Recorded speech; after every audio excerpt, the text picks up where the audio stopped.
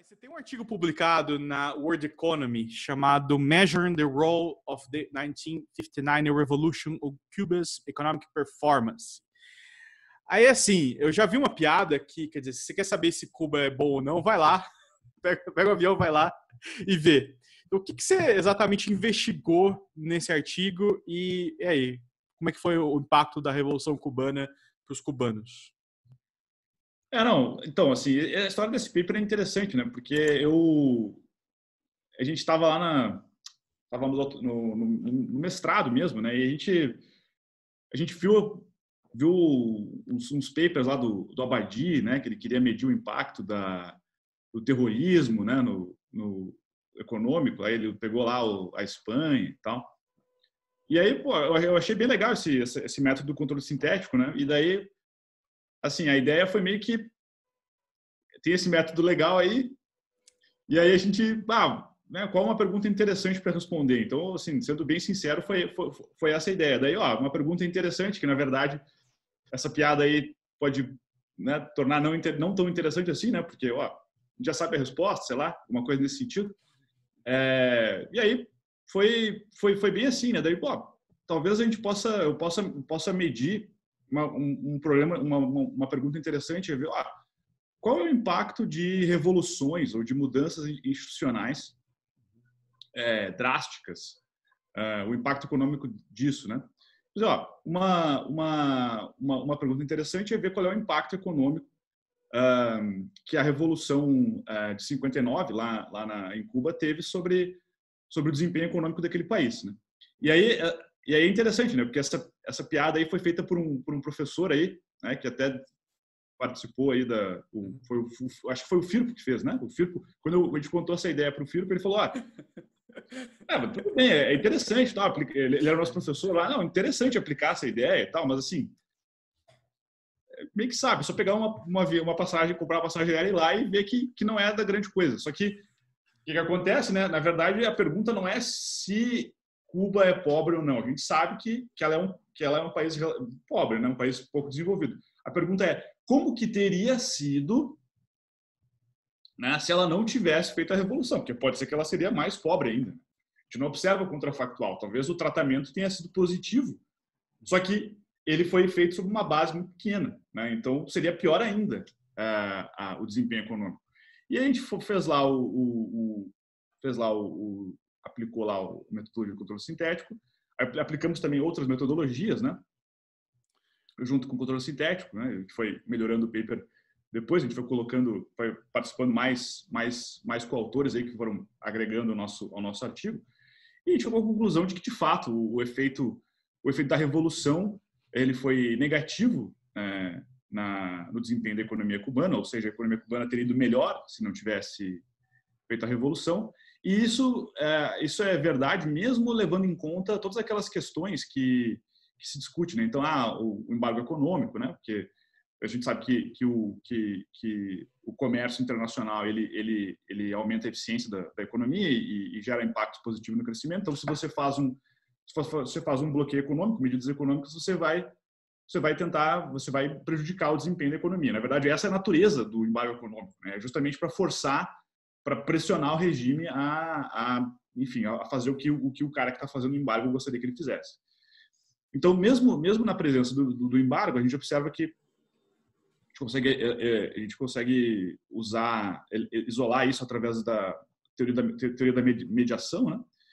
E ver que tem um efeito negativo e, bom, também a gente consegue documentar o efeito da União Soviética, né? Porque a União Soviética, à medida que você se afasta dos Estados Unidos, naquele contexto, naturalmente você vai se aproximando da União Soviética. Então, a União Soviética ela tinha várias políticas de auxílio a Cuba. Então, ela comprava o açúcar a um preço acima do mercado internacional, ela vendia petróleo a um preço mais baixo, né?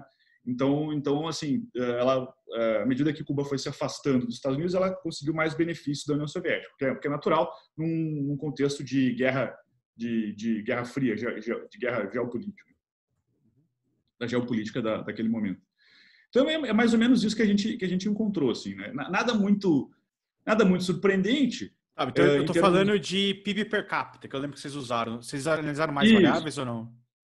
Não, a gente mediu o PIB per capita. Tem outras pessoas agora que estão citando o nosso trabalho aí, que estão usando indicadores sociais, né? Porque essa é uma outra questão, né? Tudo bem, você pode ter o dilema clássico da economia, o trade-off entre eficiência e equidade. Você, bom, tudo bem, você está fazendo uma economia ineficiente, mas de repente você está fazendo mais igual. Então todo mundo, você garante aquela ideia de igualitarismo de commodity, né? Não, todo mundo tem um pouco de saúde, todo mundo tem educação e tal. E a gente aí, não é muito rico, mas... tem essas outras coisas ou não? Quer dizer, isso... Não, então, aí as pesquisas agora, tem um paper que saiu, acho que recentemente, mostrando que, na verdade, também isso a evidência não é muito forte disso aí, não. Tá, então quer dizer, a revolução nem melhorou o PIB per capita, a riqueza absoluta, nem melhorou também indicadores de disparidade e desigualdade econômica. Não teve impactos significativos, né? Então é mais ou menos essa ideia. Mas eu queria que você falasse um pouquinho só, quer dizer, a gente tem um histórico em macroeconomia, assim, o antigo, né? Hoje é diferente, de análise de comparação entre países, né? Então, será que tal política foi boa ou não? Aí você faz aquelas análises cross countries, né? E o controle sintético, ele vem nessa onda para tentar colocar aí alguma lógica de análise de impacto nesse tipo de análise com países. Eu queria que você explicasse rapidamente o que é esse controle sintético e por que você usa ele. Então, assim, o controle sintético é uma daquelas ferramentas que os microeconometristas têm, né? Que tenta resolver o problema de que a gente não consegue voltar no tempo e observar como é que o mundo seria se a gente tivesse feito outra coisa, né? Então a ideia inclusive tem um paper que os caras estudam também, Cuba, né? Que o primeiro título inicial ali é The Road Not Taken, né? A estrada que não foi escolhida, que é referência a uma referência literária, né? Que é assim, a gente não sabe como é que a gente tem uma encruzilhada aqui, a gente pode ser comunista, né? O Fidel Castro lá podia ter desembarcado em Cuba lá, podia ter feito aquela, né, descido na ilha e logo em seguida os caras já desembarcaram no lugar errado, né? No lugar errado ali, e aí foram massacrados logo no começo e não tiveram tempo de construir a guerrilha, né? Como é que teria sido isso? A gente não consegue observar esse fenômeno, então a gente tem que estimar, tem que conseguir achar um contrafactual válido, né, para esse tipo de coisa. E o controle sintético justamente é uma ferramenta que nos permite fazer isso, né? Então, qual é a ideia, assim, grosso modo, né? O que acontece? A gente vai olhar para outros países, né? Países da América Latina, por exemplo, que vão ter características variáveis como saúde, educação, a taxa de alfabetização, investimentos em infraestrutura, etc. A gente tem essas covariadas, né? A gente tem a trajetória do PIB per capita, e a gente observa esses países e observa Cuba antes da Revolução, né? Então a gente observa lá entre 1920 e 1958, digamos. A gente observa aí, a gente tem uns 30 anos aí de mais ou menos 30 anos de dados. Aí o que a gente faz? Olha, vamos tentar construir uma Cuba sintética. Ou seja, uma Cuba artificial a partir dos dados desses países que não tiveram a Revolução, que não fizeram a Revolução em 59. E vamos tentar ver qual é a combinação ótima de países, né? Construir uma média ponderada do PIB per capita. Essa média ponderada do PIB per capita é a trajetória dessa Cuba sintética. A gente vai pegar essa média ponderada aí, né?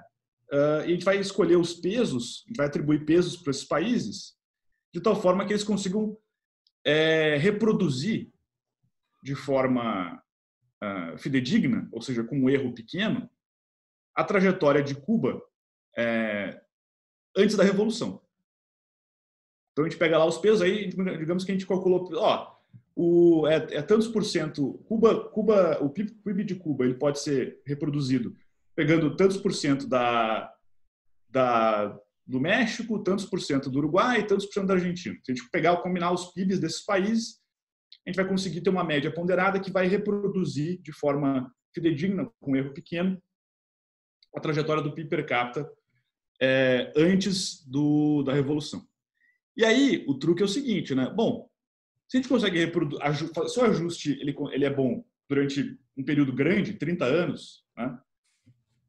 Ele também vai ser bom depois da Revolução.